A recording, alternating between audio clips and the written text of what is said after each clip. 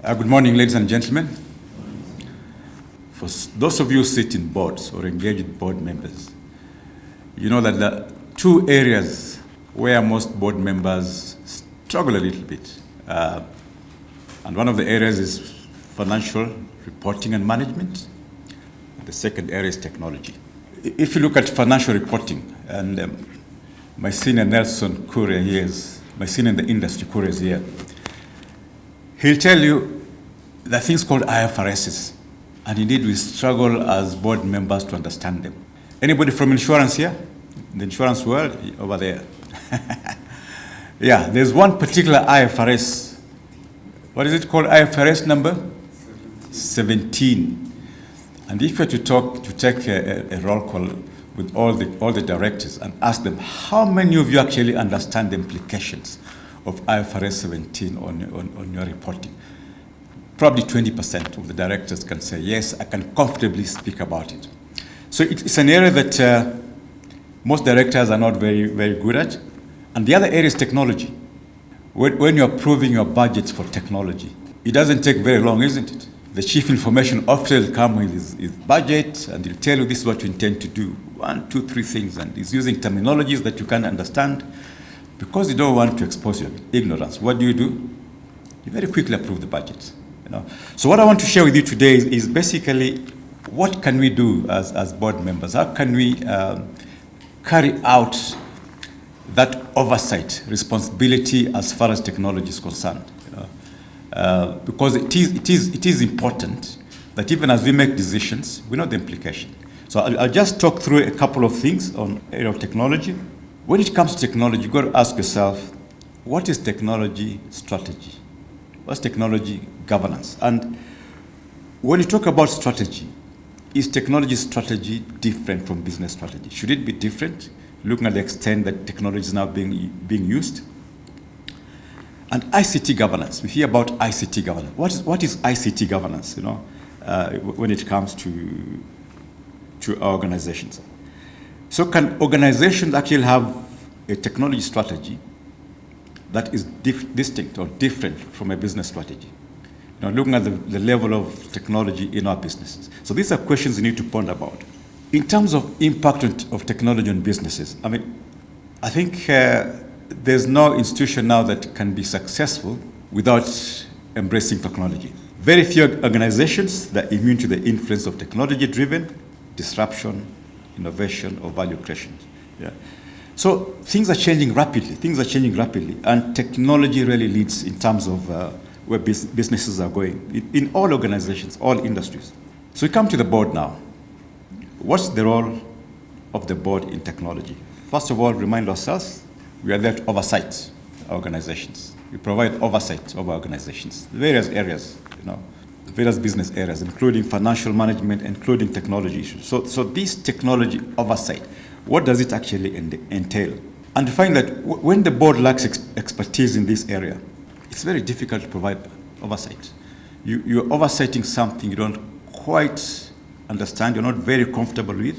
When it comes to discussions around cybersecurity, the implications, you struggle a bit, and yet it's one of your responsibilities to oversight technology. And how do you provide this oversight?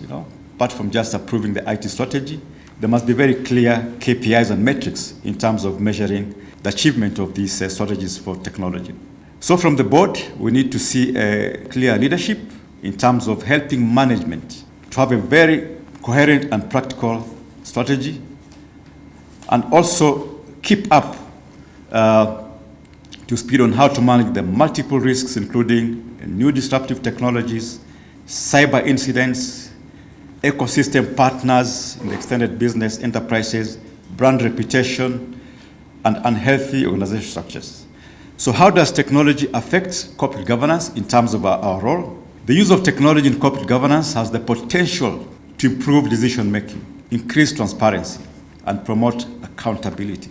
For example, digital tools and systems can automate many administrative tasks, reducing the workload of directors and executives and freeing up time for more strategic work. Boards with board management softwares surpass those without in nearly all areas of board effectiveness.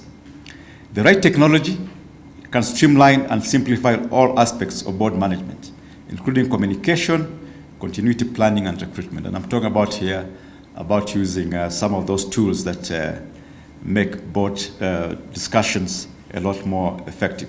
So how do effective boards approach technology governance? Given the challenges you have as individual board members in terms of technology, how can you then carry out this oversight role effectively?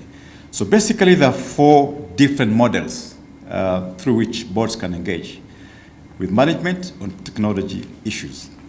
And the first one is having committees, technology committees. So most clearly defined form of board engagement with technology is a board committee, a committee dedicated to understanding and supporting the organization's technology strategy, investments, and risk profile, and to sharing its insights with the full board. Where technology may not be related to the core business, but nonetheless represents a leading long-term source of competitive advantage, boards and management teams may seek additional guidance on technology's relationship to other strategic topics. So we're saying here the first model is to have an ICT committee. And I think a lot of companies do have ICT committees. A standing committee helps directors to see the interdependencies between corporate strategy and digital or technology strategy. For example, these committees could help the broader board prioritize technology decisions appropriately by highlighting and contextualizing key metrics that have risk, finance, or talent implications. Key risk areas such as cybersecurity might require persistent and periodic board oversight, with technology committees providing guidance and transparency for decision making. Additionally, a standing committee on technology with focused board expertise signals an organization's commitment to technology as a core source of differentiation. The primary purpose of its board's technology committee is to help articulate. So when setting up a formal standing technology committee, it's crucial to define the right charter and regular meeting agenda. So just like for any other committee, there must be a very clear charter in terms of the role of this committee, the duties of this committee, its rights, its responsibilities. So charters should consider focus areas and the outcomes for the broader board, such oversights for management reporting. Tech committees also need to define the extent to which they should evaluate technology decisions and set as updates as part of the broader corporate strategy and which form this evaluation should take. This role definition could include overseeing major technology transitions, monitoring commercially important industry or technical trends, or developing, implementing, and monitoring the corporate cyber risk framework. Looking at the importance of this ICT committee, why is it that many organizations don't have it? Some of the most common reasons why companies don't have these committees are, number one, they cannot find the right members to serve on the committee. You can't find the right directors to serve on the committee, which now speaks to how do you craft your board, the sort of skill sets that you're looking for. So that's one of the reasons. And then the board will become too operational. If you have a committee dealing with ICT issues, they might create too many committees. We already have an audit committee, we've got an HR committee. So having another committee dealing with ICT may be too much. A committee would crowd out technology discussions within the broader boardroom's discussion of business strategy. So these are the 4 reasons why you find companies don't have ICT committees. And I think the first one probably is the most critical one in terms of the skill sets required to sit on this committee. Because as you know, committees are supposed to be have the right skills in terms of the subject matters that they're tasked with. Industries with a stronger reliance on technology or digital transformation for their competitive strategies, such as telecoms, healthcare, and finance, are most likely to have technology committees. So you find banks, probably insurance companies, it's very likely you'll find ICT committees there compared to probably the retail sector. So that's one way you can carry out your oversight role in terms of technology, by having an ICT committee.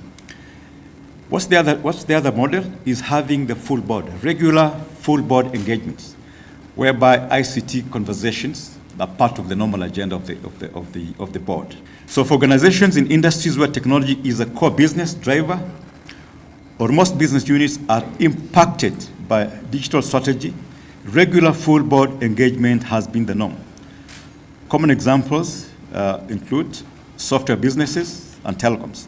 In this model, all directors need to fully understand technology's implication for the business and have the expertise to navigate wide-ranging issues connected to technology, including corporate strategy, operating models, and governance. So this sort of model is used by telecoms, and the assumption here is that there'll be a lot more skills skewed towards technology than the other skills. So that as you have these conversations in the regular full board meetings, everybody is on the same page. Yeah, so you find telecoms probably fall in this category. But even with full board engagement, an additional board tech committee can be helpful for structured examinations of specific issue areas, for example, talent strategy, or for assisting management teams in pinpointing issues and decisions that require discussions with the broader board. So that is the second model. The third model is where you have temporary committees. You don't want to have a permanent committee. You don't have to have conversations. You don't want to have detailed conversations, the full board meetings. So you set up what are called temporary committees with third-party expertise. This is a model that can be adopted.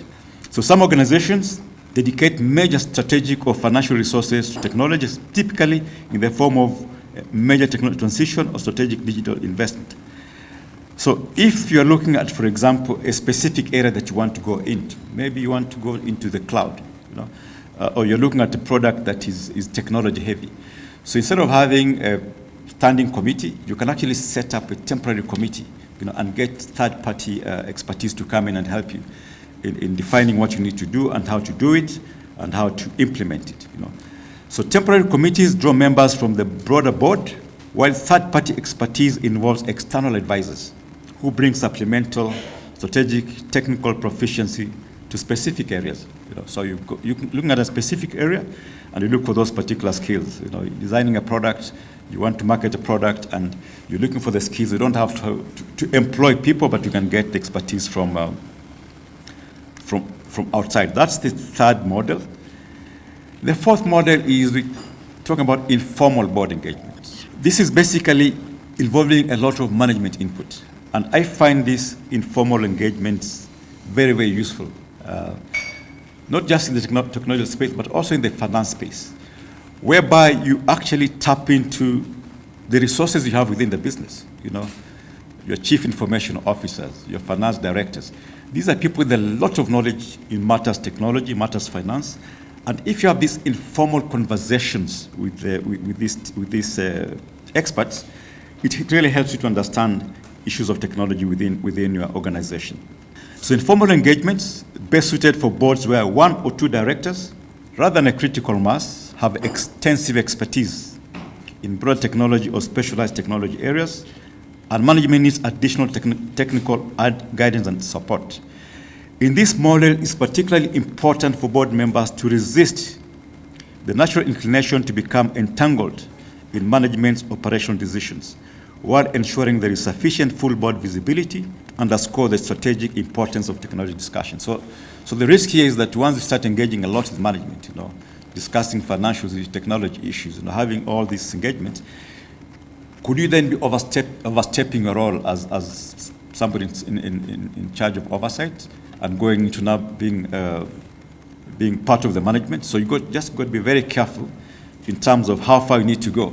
You really want to get the knowledge, tap into the knowledge that is there within the business, but at the same time, you don't want to be seen now to be overstepping your mandate as the persons responsible for oversight. So informal engagements may also be helpful for organizations lacking or just developing a forward-thinking technology strategy. In these cases, select experienced board directors can guide management in thinking through and communicating the concrete technology agenda. Once that agenda is better defined, the board may begin engaging on technology issues more formally. Yeah. So once, some boards have got very, directors who are very well versed in technology. They can lead the conversations within the company, lead the conversations, try and define a path they want to follow, and after that, let it then now be taken over by the board. These four models are not mutually exclusive. In some cases, depending on the topic or needs, multiple simultaneous engagement methods may be expedient. It's not unusual to find that there's an ICT committee in place, but you still get experts from outside to come and assist us, depending on what you're discussing. So having an ICT committee does not mean that you cannot use experts, for example, from outside. Boards need to regularly assess the approach and determine which is the best level of engagement that will work for the particular organization. So having said that, so what are some of the initial steps? You may be wondering now that you've talked about this oversight role and how important it is. What are some of the initial steps for boards and directors in this journey towards providing effective governance over technology? An important place to start is to take stock of the flexibility boards have to adapt the technology engagements approach, depending on their own level of expertise, corporate strategy, competitive positioning, and management needs. Answering the following, there are a few questions that you need to answer, which will determine exactly which model will be suitable for your organization. The first question to ask yourself as a board member is, how important is technology to my organization's and my competitors' corporate strategy? This then positions this particular area in terms of how much attention should be given to it. Number two, what kind of technical expertise do I have on my board? And how relevant is it to my organization's business model? So you're taking stock of the expertise that you have, the skills that you have on the board. Number three, what's the place of technological change or transformation in my organization and among its peers?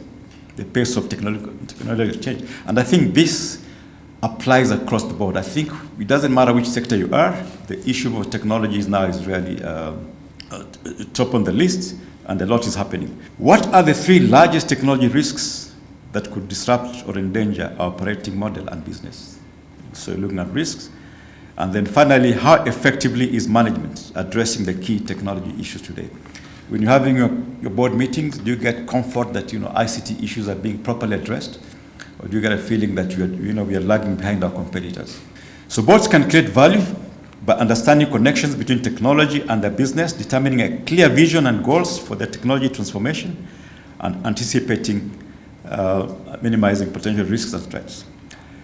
So I talked about individual directors. So what should individual directors do? We are not expected to be experts in all the various areas. So you as an individual director, how do you upskill yourself so that when you're having those conversations, the board meeting on tech issues, you can also make a contribution? And this is where now you draw into the internal resources, CIOs, Chief Information Officers. You upskill yourself. These guys can have an interaction with you. They can actually share with you resources, information, training materials. They can have sessions with you, And this is part of director development. We go out for trainings, and we get experts to train us, but we forget that internally we also have resources that can actually also help us upscale. And find good organizations. The finance director will actually have sessions for the board. Instead of going out for a course on finance for non-finance directors, why can't you use the person you've got in there? You want to understand ICT issues, cybersecurity issues. You've got an expert in there. Why can't you use those experts within the business? Which becomes even more tailored because they're talking to you from a perspective of relevance. So that is what you need to do. Create interest in this particular space. So in conclusion, it's important for board members to be aware of the latest technology and its impact on the organization. With increasing reliance on technology in today's business environment, the lack of technology awareness among board members can be a major obstacle to the organization's success. It's crucial for board members to understand how technology can be used to improve operational efficiency, enhance customer experience, and drive innovation. Moreover, the adoption of new technologies can bring significant opportunities for growth and competitive advantage for the organization. It's crucial for the board members to stay abreast of the latest technological trends and advancements to ensure that the organization remains relevant and competitive in today's market. It's also essential for board members to understand the potential risks and challenges associated with technology, such as cyber threats and data breaches. By being aware of these threats and taking steps to mitigate them, board members can protect the organization's assets and reputation. In summary, technology awareness is critical for board members to make informed decisions that impact the organization's success, growth, and competitiveness. With proper technology awareness, board members can help the organizations leverage new technologies and manage potential risks effectively. Thank you all for your attention, and I believe we shall be having a session. We shall be engaging in further conversations. Thank you very much for your attention.